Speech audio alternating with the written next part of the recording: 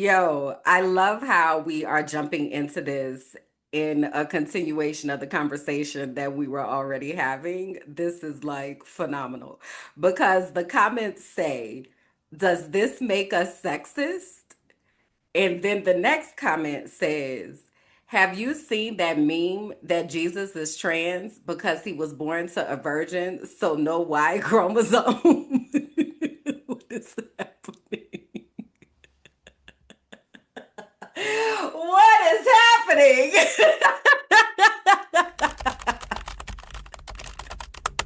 But also, this is, hey, strap in. If this is your first time, hey, we allow our brains to take field trips over here.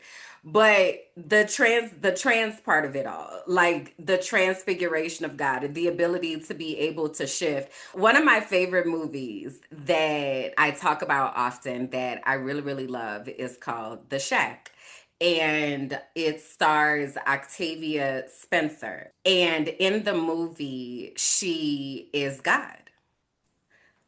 In the comments, see this, I be knowing. I be knowing. In the comments, it says, OMG, they just told me in Bible study to watch that last night.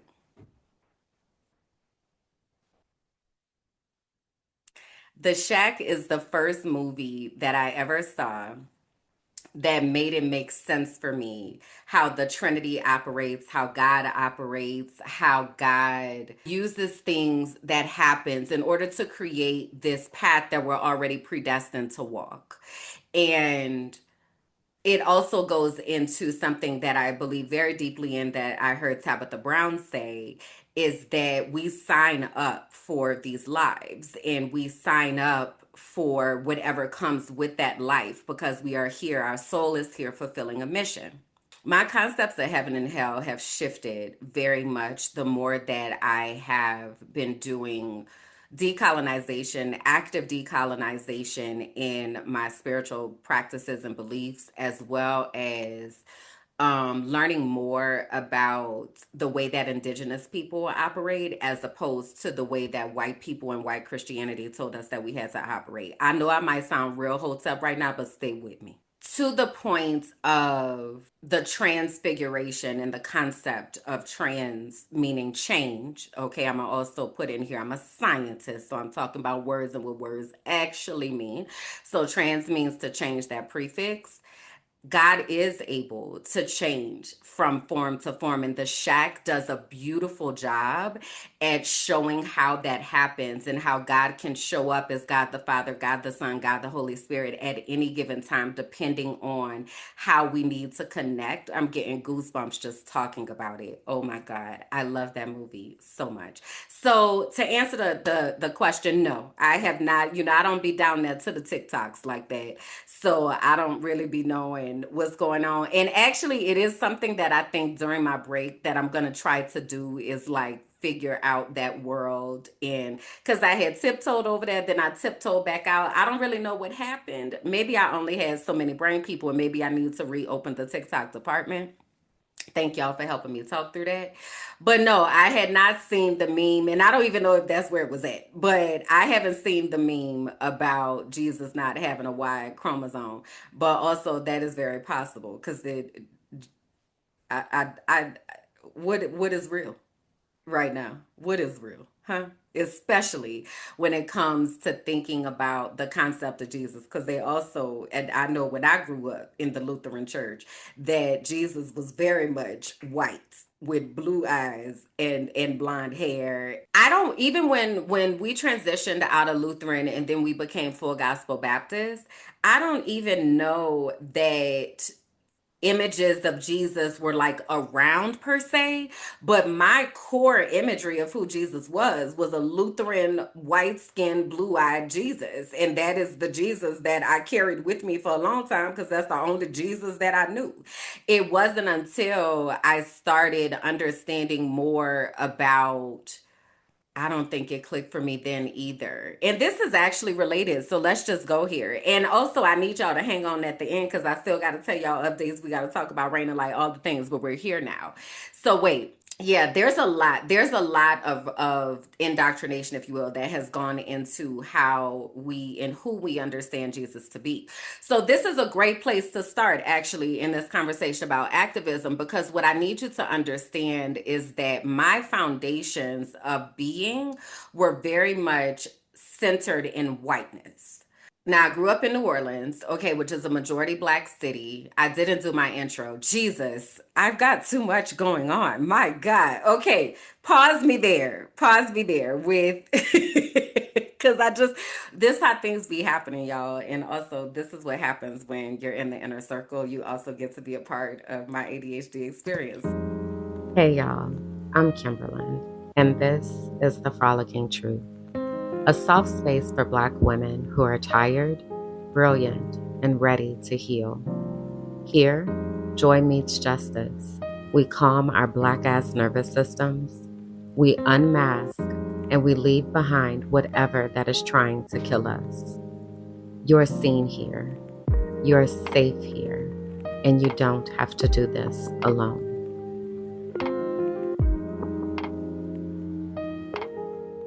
So, yeah, if this is your first time, this is what it's like to be here. So, welcome. Hey, I'm Kimberlyn. Come on in, find a comfortable spot, take a seat. I am grateful to have you here with me for episode 27 of the Frolicking Truth podcast for Black women who are tired, brilliant, and ready to heal, where joy meets justice and our nervous systems get free. It is okay though if you don't identify with any of those descriptors. It just means that when you come ready to listen, ready to learn, and ready to support. And this is what happens, okay, when you are here, because we be in here having these talks, all right? So shout out to the Inner Circle. They are a part of the archive, which is the Patreon here at Minding My Black Ass Business. And that's where the people is at, all right? That's where the people is at. That's where the community is at. We have all sorts of collections and chats and conversations that are happening in the inner circles. So, and in the archive. The inner circle is my lane in the archive. That's my little slice, if you will. But yeah, and this is gonna come full circle too, because all of this was birthed out of my activism journey. Okay, so we're gonna have a lot of full circle moments today. So having said that, you can go to patreon.com/slash mind my black ass business to join the archive and then make your way down to the inner circle where my peoples is at. All right, cool, cool. So anyway, I had paused it at I grew up in New Orleans, because today we're talking about activism and how did I become an activist? How did I realize I was an activist? All of that. So I grew up in New Orleans. New Orleans is in the state of Louisiana, but it is very much not what your idea of Louisiana is. That is not New Orleans. New Orleans is a city. We do not have alligators in our backyards. We do not have airboats. We are not dressing in camouflage and looking like Duck Dynasty. Okay, New Orleans is very much a black city. And also, there are white people there. There were white people there at the time. There were also Vietnamese people, which is very interesting because those are the only type of people that I really knew existed in my foundational experience. Say New Orleans is an anchor of Louisiana and the Louisiana Purchase, which was a whole bunch of land that narrowed down to Louisiana. New Orleans was really a hub. Now, my experience, what I was about to share growing up in New Orleans, was very much centered in my foundational years around whiteness. So, my mother did not ever say it would be best for us to be white and be with them white people. But very much her actions were very much directed towards that. So from 3 years old in preschool all the way through eighth grade, I went to a small Lutheran school. All of my teachers were white. I already said Jesus was white there. And it was very much a white type of existence. I don't really know everything. Like all the picture books were white, like people were white, right? The students were not. So we did have a fairly diverse, and at this time, again, black and white diverse. I really didn't start understanding that there were like Spanish people in existence, and definitely not in school until maybe like third or fourth grade. I remember there was this boy, Chris, that came, and he spoke Spanish and his family spoke Spanish. And that was like fascinating to me because what are y'all saying? And then I remember in the apartments that we lived in, there was a lady that moved into there were three apartments, and she moved in the first apartment, and she would listen to Telemundo all the time. I remember just being fascinated because, again, I didn't understand what they were saying. My experiences were with Vietnamese people. Now, I don't have the history of the migration patterns of how Vietnamese people wound up in New Orleans. I've only done semi dives on that. I can't even call them deep, but it is something that's on my list of things that I want to learn more about. But we had, when I was growing up in New Orleans, a population of Vietnamese people, specifically in this area of the city called Michoud, which was in the east of New Orleans. And then outside of that, my experience with Vietnamese people was at the nail shop. And what I learned through my experiences is that they're probably talking about you because they're speaking a different language. So that I remember was very foundational because I used to have a very, very, very low tolerance for accents. Okay, so hold on to that. So then in my school environment, it was very much black and white. My teachers were white, again, Lutheran, it was very, the pastor was white, everybody was white. Somewhere around 8 or 9 years old, we transitioned into Full Gospel Baptist, and that was very black. Okay, so now I'm kind of getting those experiences, and that's interesting. But I'm still going to school, and there are lots of black kids at the school, but the teachers are very much white. But also, before I move on there, New Orleans is a very black city, but it's also very much the South. Okay, so I grew up in the times of David Duke. I was very familiar with the Ku Klux Klan. They would be in the Martin Luther King parades, marching down St. Claude with in between the floats and the dance teams and the bands for the Martin Luther King parade. I remember my mother taking us, again, because proximity to whiteness was important. So she would take us for Mardi Gras parades into an area called Metairie. And Metairie is out towards the airport. That Metairie, Kenner, these are suburbs of New Orleans, if you will, very white. So we would go out to Metairie to watch the parades because they were supposedly better and it was a better crowd and all that kind of stuff. And we got there one time, and I remember these white people like were so racist. Like it was a lot. Like they were pushing us, and we're kids. Like it was a lot. Kalanda might remember. She's in the chat. She remembers. She said your mom was gonna fight that lady. Pushed us into the coolers. Yeah, that's the last time we went to a parade in Metairie.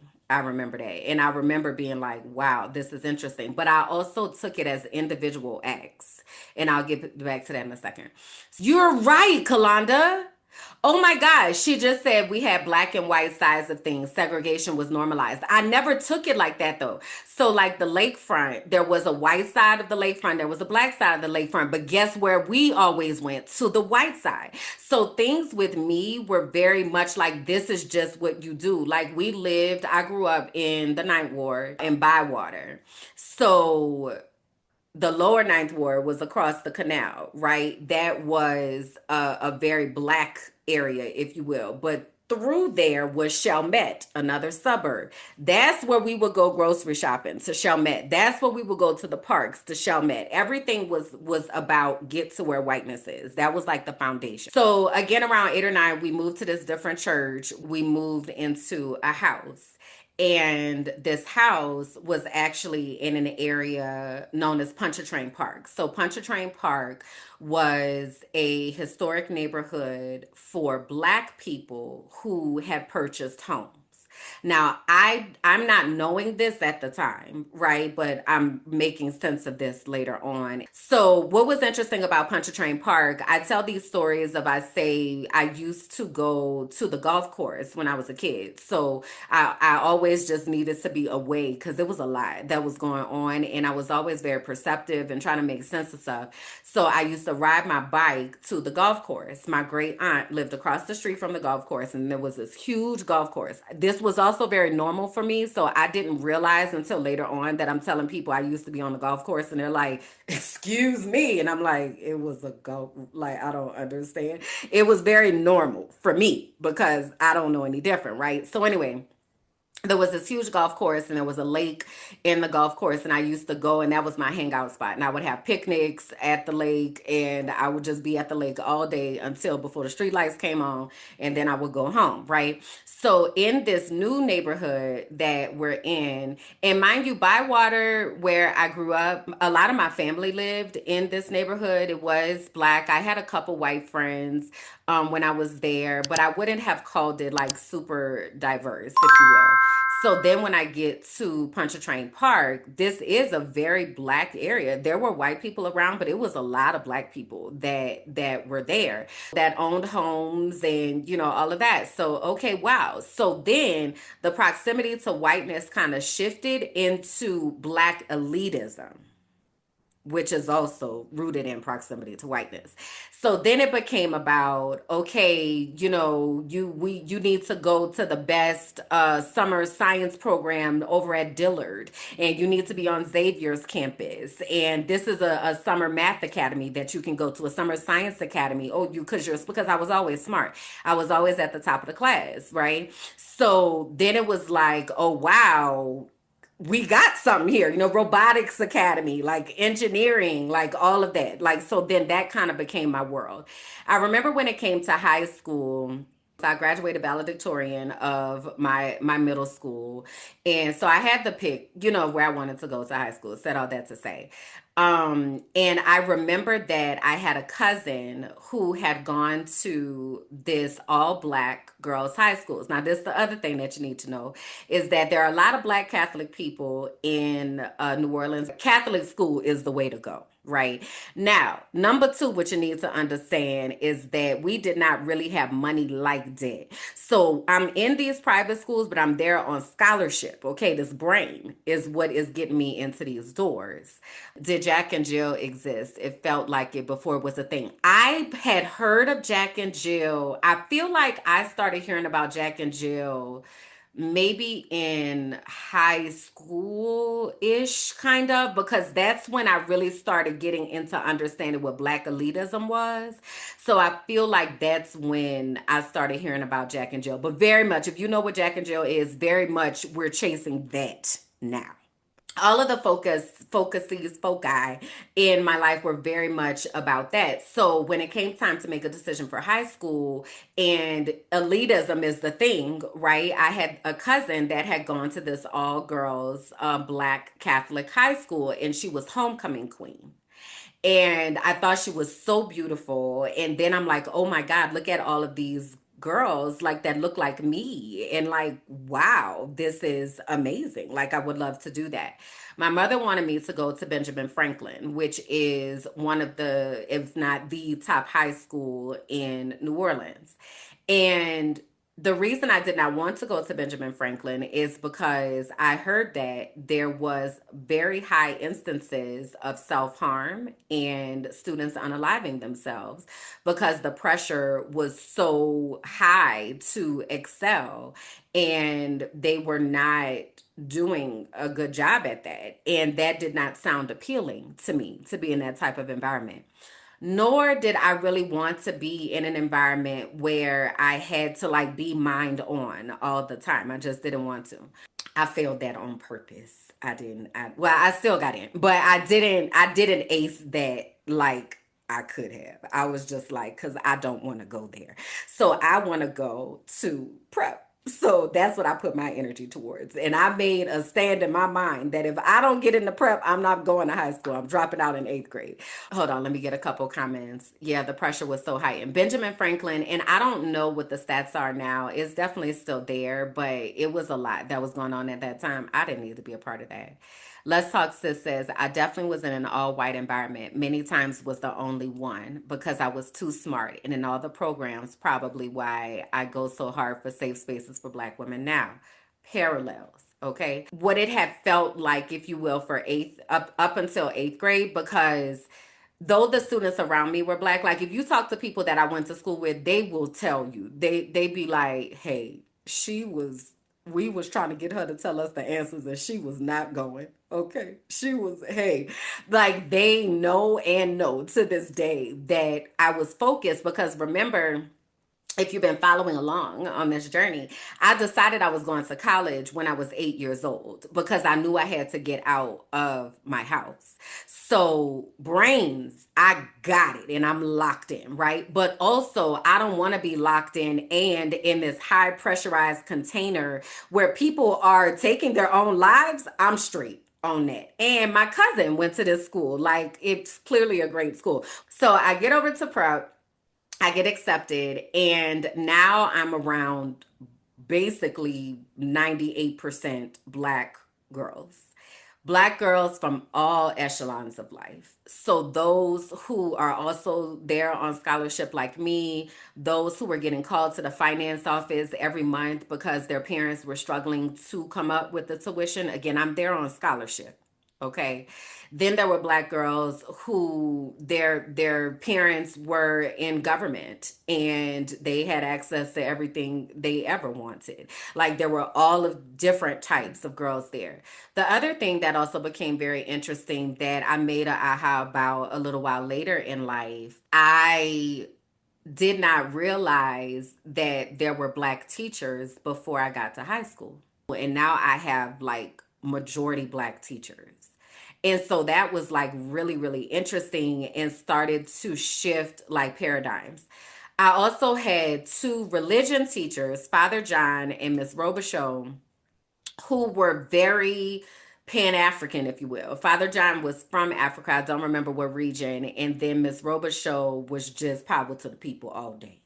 Now, I am not necessarily like getting on board with it, but I'm noticing, like I'm paying attention to what's happening.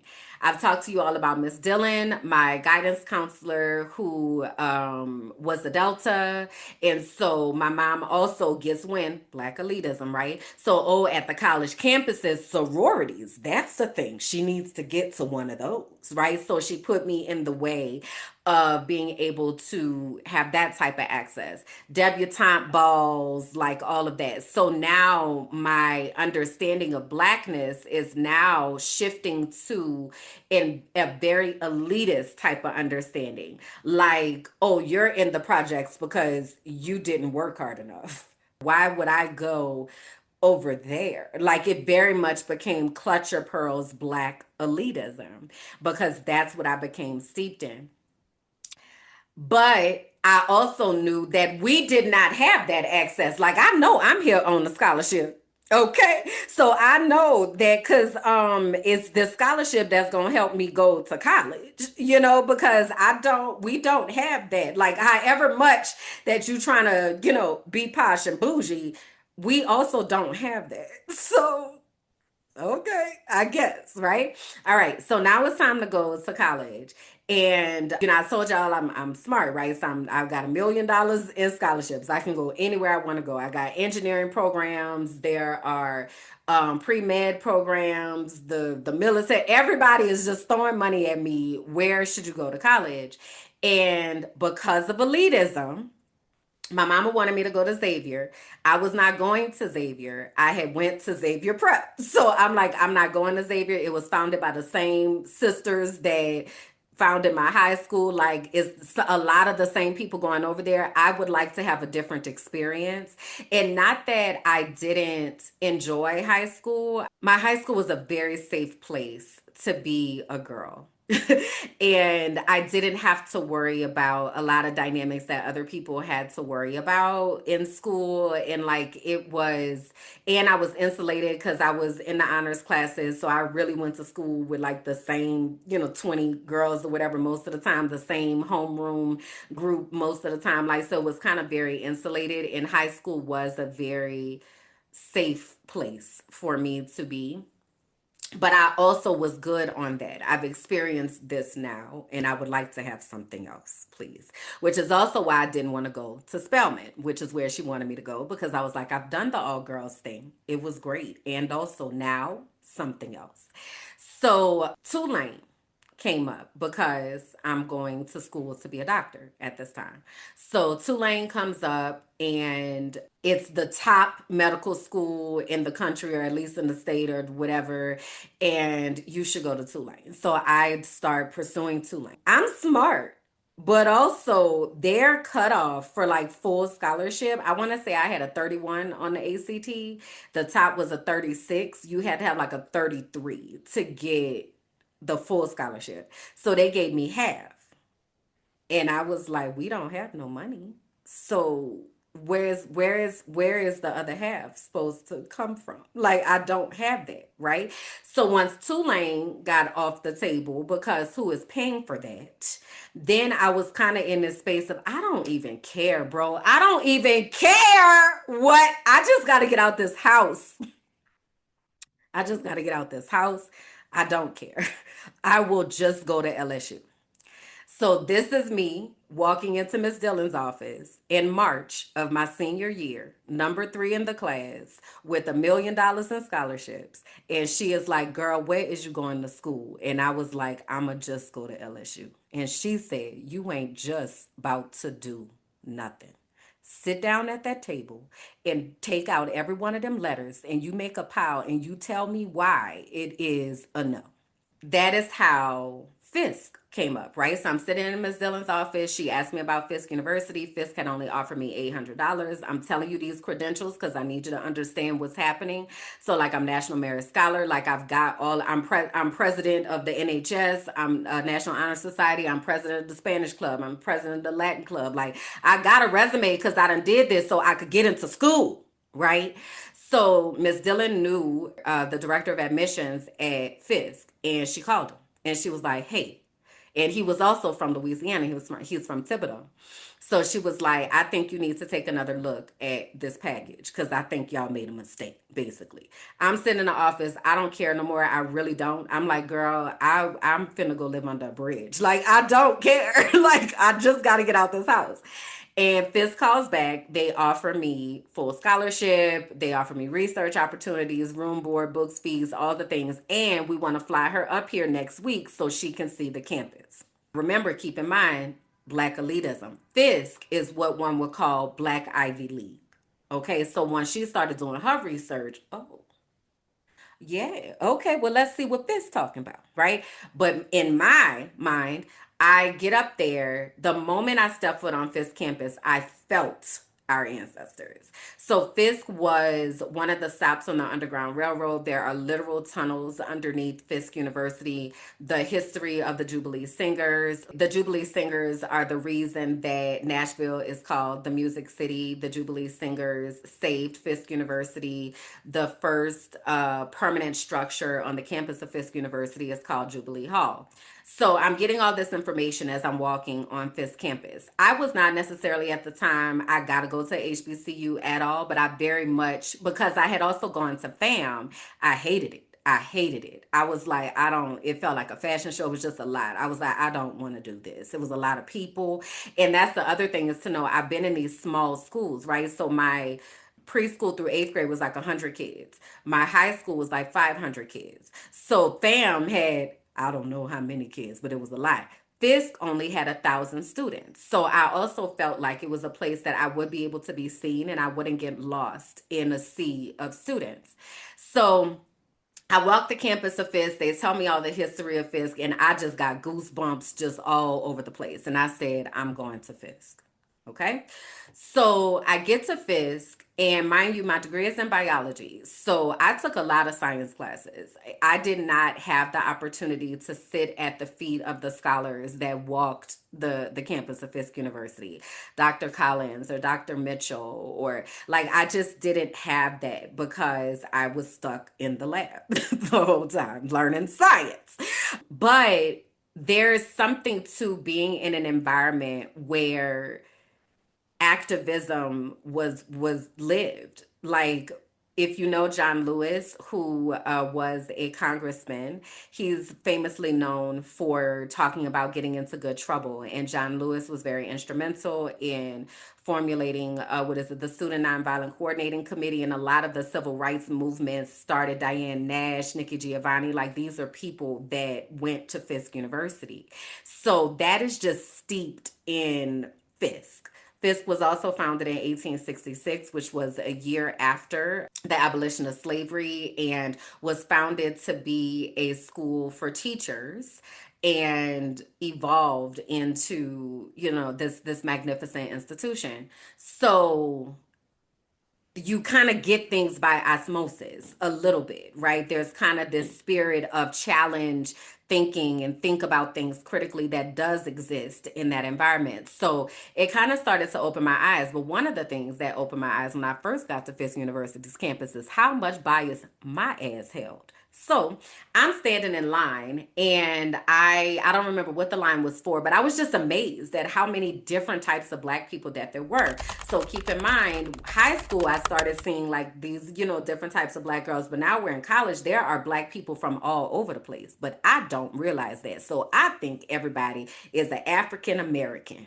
And I said that out loud. And somebody turned around and was like, let me tell you where I'm not from is America. I am from Jamaica. I am from the Bahamas. I am from Nigeria. I am from Eritrea. I am from not America. And I was like, oh, and they would say things on campus like, well, in my country, XYZ. And I would say things like, you're not in your country anymore. Because remember, I told you I had a very, very low tolerance for accents and understanding what was happening because I had been taught they talking about you in a different language.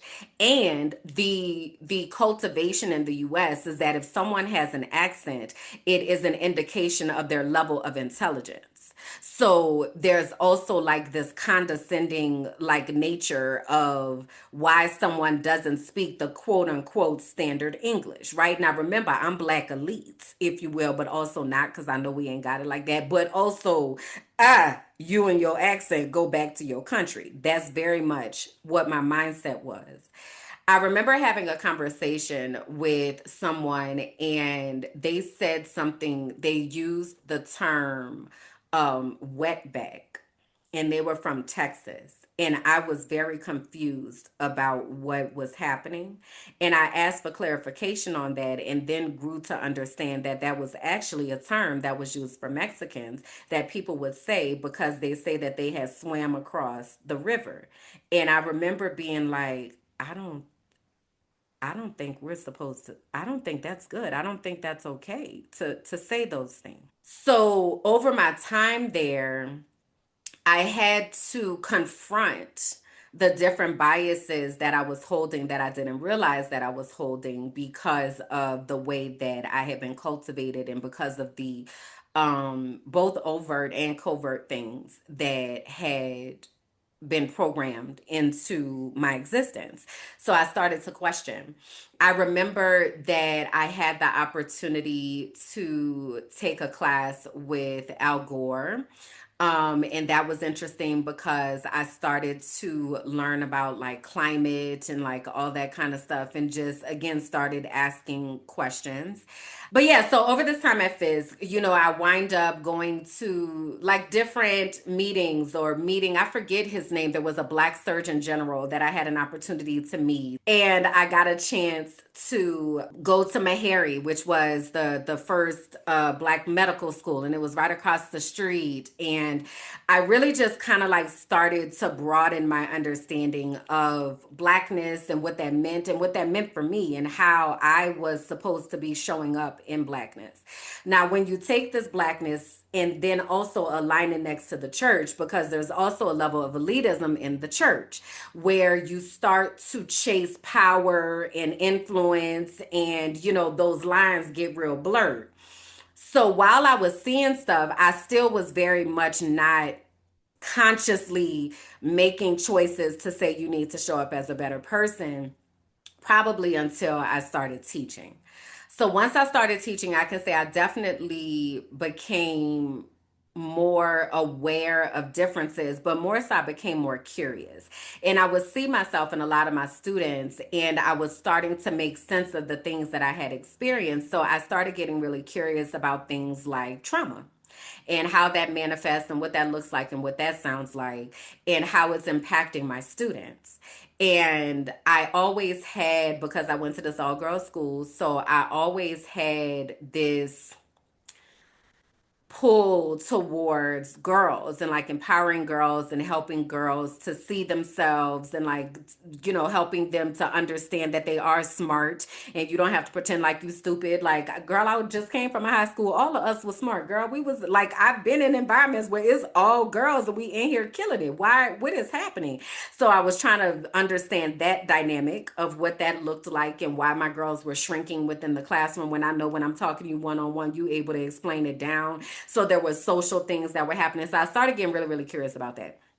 I always taught in schools that were high needs schools. So I always taught in schools where students were experiencing high levels of poverty, where there were challenging behaviors, where it was in some type of correction status. And because of my work with girls and wanting to empower them, I wound up being the step team coach. And because we were at this school, so the school that I started teaching at, when I got to the school, it was an A school, but they changed the district lines the year that I started, which was in 2006. So we had an influx of students that came from the inner city of Tampa. This is in Tampa, Florida. So they came from the inner city of Tampa and they were bused into the school in the suburbs. And so there was a lot of like animosity and disconnection, if you will, from the school because it was not a part of their community. Their parents didn't necessarily have transportation to get there. So I started seeing like these disparities between what was happening with our students. So as I'm on working with the step team, there are girls who want to be on the step team, but they can't be on the step team because they got to take the bus home.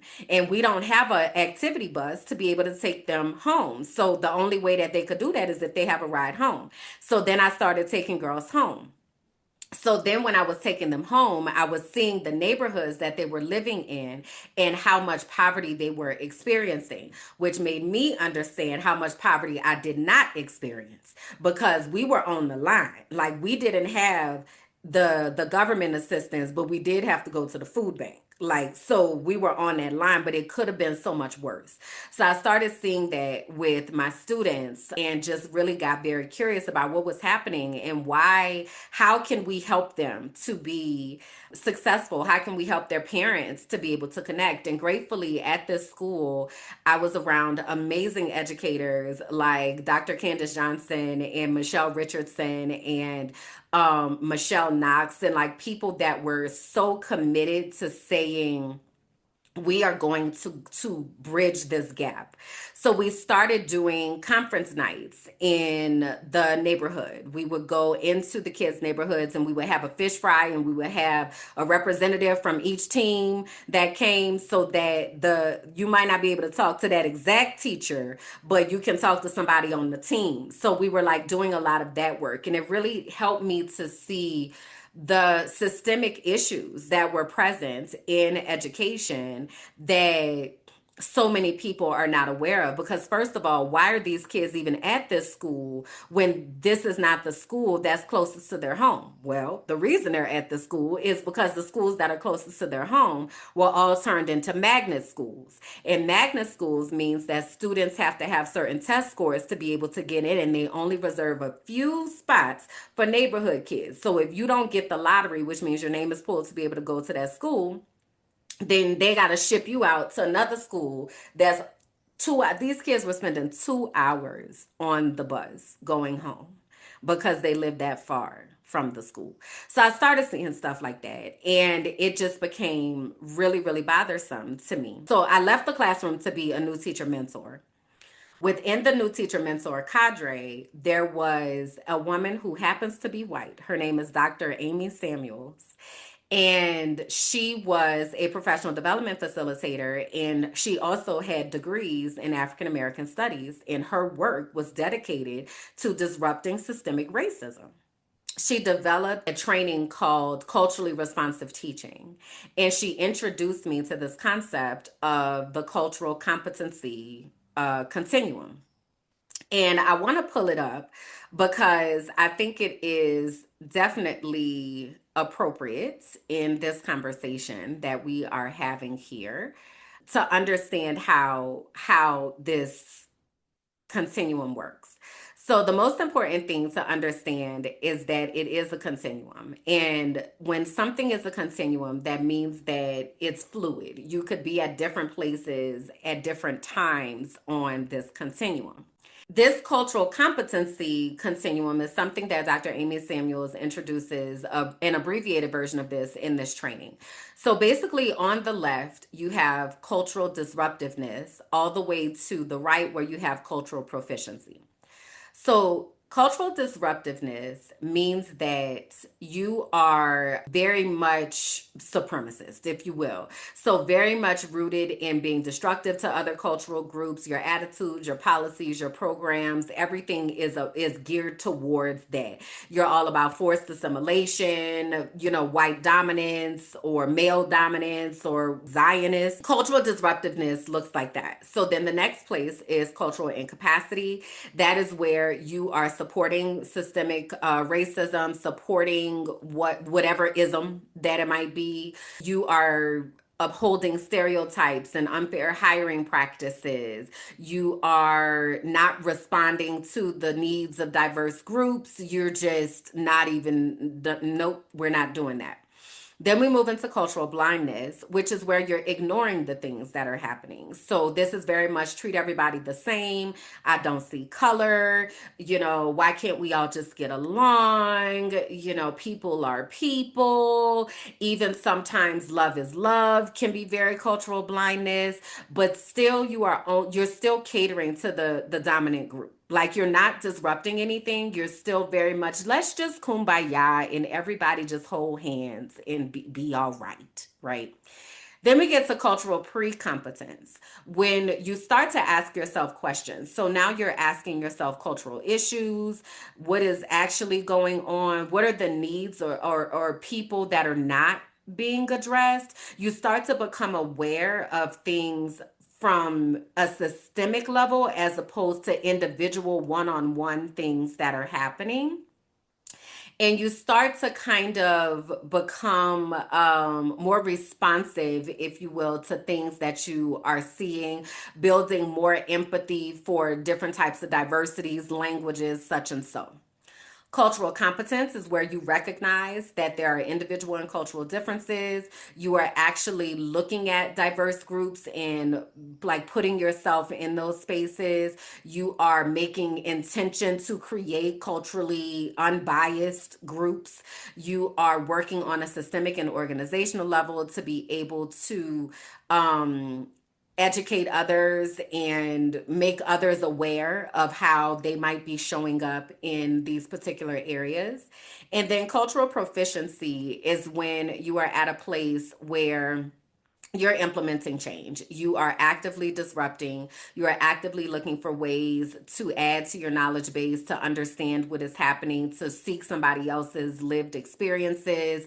You're mentoring others. You are pursuing that development. You're working systemically to be able to support people as opposed to destroy. You're advocating for those whose voices are not heard. All right. Now, this became very much like a mind shift for me, if you will, because one, I love a good assessment. All right. So when I have an opportunity to see where I am on things, then I'm like, okay, let me, figure out like where I sit on this. And what I realized is though I was not culturally disruptive or culturally, but I had not culturally disruptive, culturally had cultural incapacity is the way that I was treating people who had accents. And I was like, I need to work on that because they speak multiple languages. I only speak this one. So, how dare I put myself in a position to look down on them because they have a different accent? There used to be a lot of Haitian guys that used to try to holler at me. I don't know why. I guess whatever area of the city I was in this Haitian bubble, but their accents were so thick and I couldn't understand. And also, I am an auditory processor. And if I'm not auditory, I'm visual. And so they would try to call me on the phone, and I can't read their lips to understand what they're trying to say. And then because of the accent, it's different. So I don't know what you're trying to say. And it would just frustrate me to high heavens. So what I started having to do is I started having to like listen with intention to people that had accents so I could understand they are speaking English. It's just with a different cadence or they put inflection in a different place, but you are able to understand them if you try. So that was something that I was like, interesting. I didn't realize that I was doing that, but now that I know, I want to do better. But also when it came to like black women and at this time this was like 20 between 2012 and 2016. So Trayvon Martin happened in this time. And so very much felt like I was culturally proficient in speaking about what it felt like to be a black person growing up in the or living in the US. I felt I was very culturally proficient there. But when it came to how I was not being compassionate, understanding, or shoot, I wasn't even hardly at sometimes being tolerant of people who had accents, I realized there was some work that I needed to do. And I gave myself grace for not knowing better, if you will, before. But now that I know better, now I can do better. So Dr. Amy Samuels really like opened up a whole new world for me. And I've started really pursuing these types of professional development opportunities. And I started facilitating these types of trainings. So I really fell in love with anything that had to do with cultural competence or which then extended. And this is what I want to say. I don't know what it's like in Tampa, Florida right now, but let me ring the bell, blow the horn, and toot the horn of Jamelia Jackson, who I don't know if she's still there, but at the time she was the director of professional development. And she was the one who created and curated this container for new teacher mentors. It was a grant that was through Bill Gates, actually, through the Gates Foundation, and it was a nationally known grant that we had this opportunity to be a part of. And basically the core of the grant was us supporting first and second year teachers and administrators and supporting first and second year teachers so that we could retain teachers, actually retain teachers within the workforce. Jamelia Jackson, who is also a Delta, by the way, who was the director, created these cadres of mentors, new teacher mentors, who were really focused on equity and retaining teachers of color, black teachers specifically, and helping to match the demographics of our students with the demographics of the teachers that were sitting in front of them. Being a part of that new teacher mentor cadre and being in those spaces with those leaders in Hillsborough County, Florida, was transformational in my experience of who I am, what I know, what type of educator I am, the type of equity work that I do, because we were constantly being challenged. We were constantly having to think about our bias. We also worked with an organization called New Teacher Center, which was out of Chicago, and they were the ones who did our training, and it really was equity based. So the work that I was doing was just so transformational. We were seeing it. We went from like a 70-80% retention rate to over 92% retention rate with this program that we were doing. But the biggest part of that was the clear objective that we are doing this to support our students of color because there is an achievement and access gap that is happening. So I started having a lot of these really foundational conversations and looking at data and really just becoming an expert in what I do and how to create and curate these spaces. So that work that I did in Hillsborough County, it is very much one of them go Google me and go ask somebody about me. Okay? Because it was very transformative.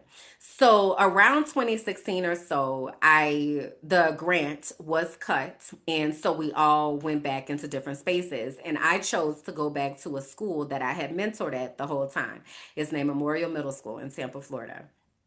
And when I got to Memorial, it was really important for me to continue the work that I had been doing. Memorial was considered a failing school at the time. It was very much about if y'all don't get it together, we finna shut this place down. We finna take this over, right? So there was so now this is kind of like the T part. This is the part where I'm like, okay, so let me fill in these gaps of the things that happened. So this is approximately 2017. Listen, y'all, this episode is getting a little too long, so I'm gonna unpack all the Tampa tea in next week's episode. What if the thing you've always called too much was the exact thing God designed on purpose? This is for the ones who've always known they were different. Too sensitive, too loud, too knowing, too intuitive, too woo-woo. But what if your sensitivity is actually your superpower? What if your intuition was your inheritance? Discover Your Destiny is a 10-week sacred journey back to yourself. We explore the design of your soul, your spiritual gifts, and the unique way that God speaks to you. This isn't church. It's not a rule book. It's not a performance. It's the moment you stop chasing approval and start walking in divine alignment. You'll gain clarity, language, and confidence around who you are and what you are here on the earth to do. You'll learn the real voice of God. And if you feel called to go on to become a certified intuitive melanated life coach, this is where that path begins. There are 2 ways to enter this sacred container: the Destiny track, full investments and coaching experience, or the Divine Exchange track, where internship meets soul work.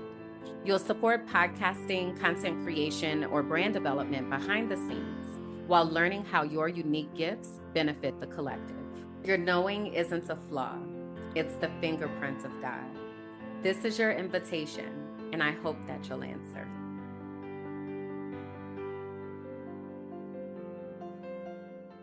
So anyway, so now I moved to Pennsylvania, all right? And now I have a chance to advocate for kids across the state of Pennsylvania, specializing in school improvement, school climate and culture. So I'm a school transformation specialist specializing in school climate and culture.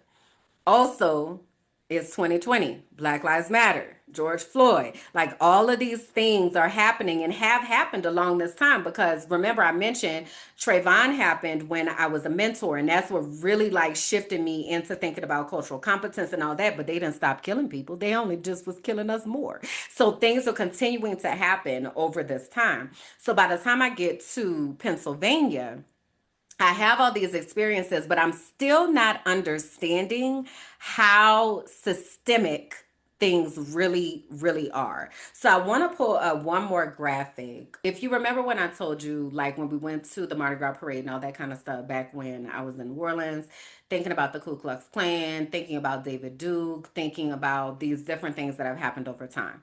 I very much was thinking about things on an individual level. Like it was very much that is a bad person. That is why they act like that. What I was not understanding is that this is more than this is a bad person. This person is operating within a larger system that has the opportunity to operate even outside of their individual acts. So I want to pause here for a moment and explain this graphic. This graphic shows the four levels of racism and explains what I'm talking about as far as the individual versus systemic or structural. So, on the left, you can see that we have the personal level of racism, which just exists in the private beliefs that somebody might have, their prejudices and ideas that they have as an individual. That personal then extends into interpersonal. So now we have these same beliefs that are showing up expressed between different individuals or towards different individuals. Then we go to the institutional level. Institutional talks about discriminatory treatment, policies, and practices within organizations and institutions that continue to uphold systemic racism and white supremacy culture on a level as far as within our organizations. Then, when we get to the structural level, is thinking about the system in which public policies, institutional practices, and other norms perpetuate racial group inequality. So, what this looks like is how those institutions then work together to create a structural framework that upholds systemic racism and upholds a culture where only certain types of people benefit.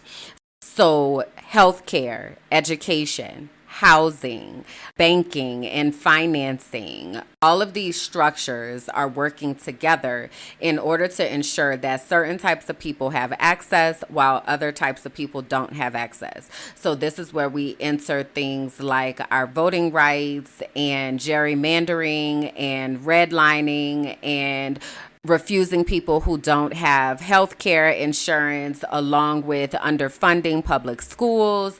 All of these institutions work together to create a structural framework that only gives access to certain types of people. So once I got to, by time in Tampa started to uncover some of the systemic things that were happening, but once I got to Pennsylvania, and now I'm working at a state level, granted a different state, but now I have the understanding of what was going on in Florida. Now I'm at this state level with access to national information, and I'm realizing this is not individual acts. Like, this is a very systemic and structural thing that has been designed to ensure that our children do not achieve. And the levels of indoctrination that have been happening within our schools is so deep and we don't even know. And how do I know? Because I've worked myself out of it. But there are so many people who don't understand, don't realize that this is so much bigger than what we're looking at on the surface. The other thing that happened in 2020 is I started working with this company that I work with where I was doing professional development. And we had a training during that we were like talking to white people about their whiteness. Like, this was big BLM, like we finna talk about the things season. So we are talking about systemic and structural racism and how are you upholding these structures and what are you doing to actively disrupt these structures. So through my work with that organization, I started to find even more language about what was actually happening and what could be done in order to support our kids.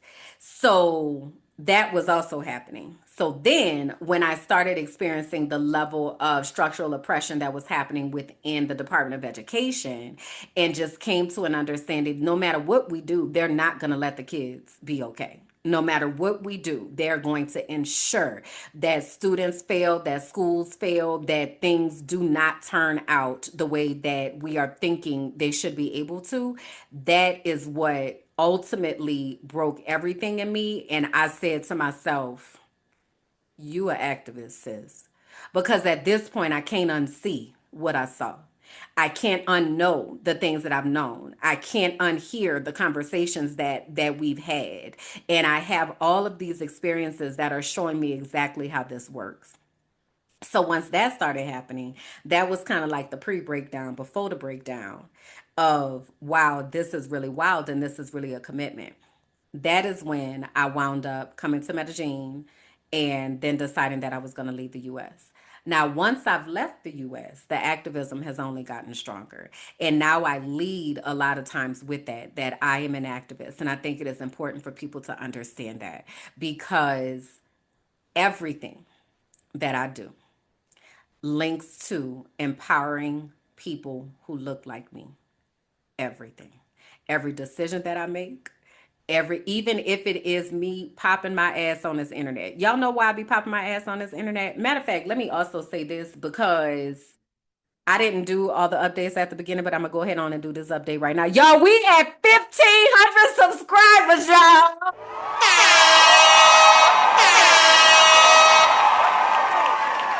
We are at 1,500 subscribers.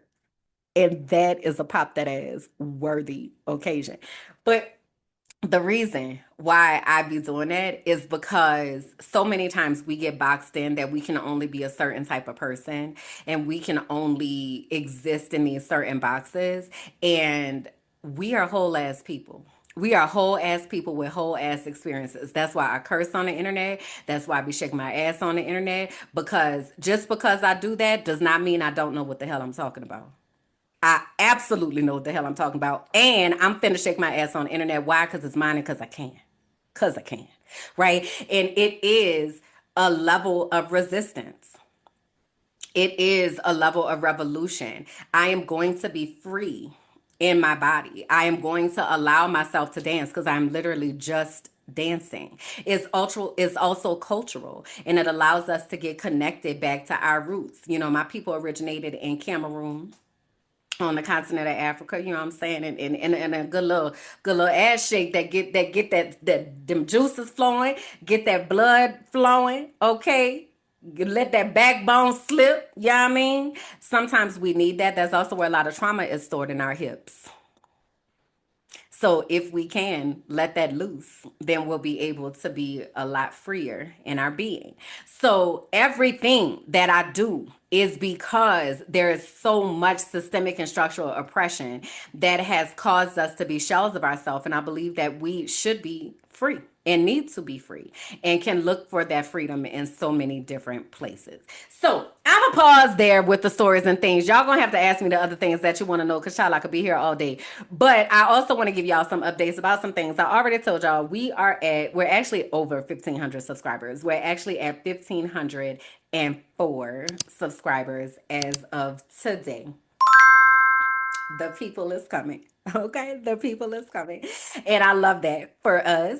So, welcome to our new subscribers. Thank you for taking this journey. Thank you for being here. Thank you for strapping in for the shenanigans and the foolishness, as well as the knowledge and expanding your mind because what we are well rounded over here. Okay. So that was one of the updates I wanted to give. Earlier, y'all were giving me compliments about Raina and saying that her curls are popping. So I did do something different this time. Raina got washed on, today is Wednesday. So what was that? Was that two? That was Monday? Might have been Monday that Raina got washed. And what I did is back here in this part of my hair, I did olive oil and the Auntie Jackie's curl cream, and that's it. Okay, so this is big wash and go energy. But then y'all know how I've been talking about that little patch that wasn't really doing right. I went on and did a twist out, so that's why these curls look a little bit juicier. Because I went on and did a twist out. It had been twisted for 2 days, and I just undid it this morning. But I haven't like separated it because I know once I start separating it, then it's just gonna get bigger and bigger. But I feel like I might have to do that for a little while so that the curls in the front can do a little bit better because sometimes they just don't be doing right. But Raina is very much very hydrated, and I'm very much proud of her.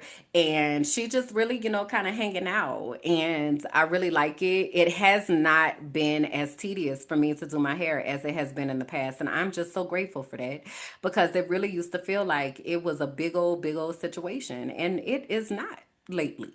So shout out to washing your hair more often. Who knew? Who knew that it could make a difference? But it really does. So that is my Raina update. I also wanted to add that y'all know I'm finna go on this break. I'm still very excited about it. I'm very much looking forward to the time off and the time away, but you all will still continue to get content. So please, keep checking in and interacting with the content. There will still be live premieres. I may or may not pop in, but there will still be live premieres during that time so you all can talk to each other. during that time. That would be absolutely lovely. Also, gonna drop, I will be giving a teaser at some point for the new podcast that we have coming out. And I'm really, really excited about it. So, we're working on that now to get a clip or something to share with you all. So, I'll be infusing that in one of these videos that I am pre recording. So, that's gonna be really exciting. I can't wait to introduce that podcast to the world. I think it's going to be a really, I don't think, I know it's going to be a real good time because I'll be watching it cracking up. I'll be like, man, this is a good time, huh? We having a good time. So that is also coming up. So be looking out for that. What else do I have on here? The healing circle is happening directly after this at 12:30 Eastern, 11:30 Central. Y'all have had daylight savings time. So now and when I say y'all, I mean those of y'all in the US, y'all have had daylight savings time. So I am now on Eastern time. Okay. But Colombian time did not move. That's what I want you to know. But y'all's time had moved. So now I align with Eastern time. So just saying it. So when these premiere, it's going to be 11 a.m. Colombian time, which is Eastern time, which is 10 Central. You understand? Y'all see how that works? Yeah, child, this time zone math brain, it's been a lot. It's a lot that's going on. So anyway, do the math. All right, do the math. I understand why Kev on stage be saying that now, because child, do the math. All right, put in Colombian time and then ask chat to tell you what time it is where you at. Whew. So anyway, the healing circle is going to be happening directly after this. If you have not registered, please go to tinyurl.com/Black Women Healing Circle. It is a space only for Black women. If you're not a Black woman, I'm so sorry. This is not the space for you, but please do pass it on to a Black woman. I also wanted to quickly say before we go, it was election day yesterday. It was election day yesterday, and it was a lot that happened down at the election day. One of the biggest things that happened is Zoran Mondani won the mayoral election for New York. And that was a really big upset and very much showed how grassroots can mobilize people and get people behind a cause that actually works for the people. So I'm curious to see what that's going to look like. I haven't done any deep dives or watched any think pieces or anything about what this means and all of that, but the people are celebrating. There was also the Virginia governor is a Democrat, as well as the Virginia, Lord, I can't talk, as well as the Virginia Attorney General. The Detroit has their first black mayor. California passed Proposition 50, and Proposition 50 has expanded or let me say gerrymandered, because that's what it is gerrymandering, has gerrymandered voting districts in California to be able to compensate for some of the gerrymandering that has happened in Republican areas to offset the balance in the House, in the U.S. House. So that's going to be interesting to watch. So yeah, it's a lot that happened on the election day that we may want to pay attention to. And then lastly, y'all see my fan, huh, girl? Y'all see my fan. Listen, y'all, I'm 44. Okay. And the other day I was in the store and I said to myself, let me go see what kind of accessories they have. And I looked at the accessories and saw they had a fan. And I said, you know what? That needs to come home with me. Because there do be times when it be hot. Okay. And I got on this sweatshirt. And let me say, this is the last thing I'm gonna say before we go, because I also have to do heal that shit, or I have to meet with Bianca in a little bit. This is this is some of the merch of what I have made for Minding My Black Ass Business. What I want y'all to know is that Minding My Black Ass Business was birthed out of all of this activism, all the stuff that I've been talking about. And it really came from this space of asking myself, why don't they just let us mind our black ass business? Like, all I want to do is mind my black ass business. I was literally sitting in Pennsylvania and I said that out loud to myself. And that is how Minding My Black Ass Business was born. It has now evolved from just t-shirts or just something that I said, to an actual movement, an actual collective, an actual space where you can find community. But I do want to uplift that there is merch. Okay. So if you go to mindingmyblackbusiness.com, you can find merch there. Make a purchase. All right. It helps directly. Okay. So make a purchase. It does ship worldwide, and it really is a worthy cause and goes into all the activism and advocacy work that I do and be doing behind the scenes. So I really appreciate your support with that. Most importantly, though, I would love for you to come and join me in the inner circle in the archive. That would be the most amazing thing that you can actually do. It's $5 a month to be a part of the archive, and I have been posting videos and orientation videos and updating the different collections that are there, because when you come, I want you to know how to navigate around, how to talk to others, how to decide what type of keeper that you are going to be. Keepers is what everybody is who is in the archive, and you decide what that looks like for you. Are you keeping culture? You keeping recipes? You keeping music? You keeping these jokes alive? You keeping that ass popping? What you doing? You know what I mean? Because all of this is stuff that we need to be holding on to and documenting within history. So please come hang out with us down to the archive and make your way to the inner circle. That is my little slice there in the archive. If you go to patreon.com/minding my black ass business, that is how you are able to join the Patreon. And then you also get to hang out as we are recording the show live and communicate and be shout out during the show and all of that. But if you're not able to do that and you like, girl, I want to support you, but also times it's hard right now, because I understand. SNAP benefits still haven't been restored, and the government is still on furlough, and people having to go to work and not getting paid. I get it.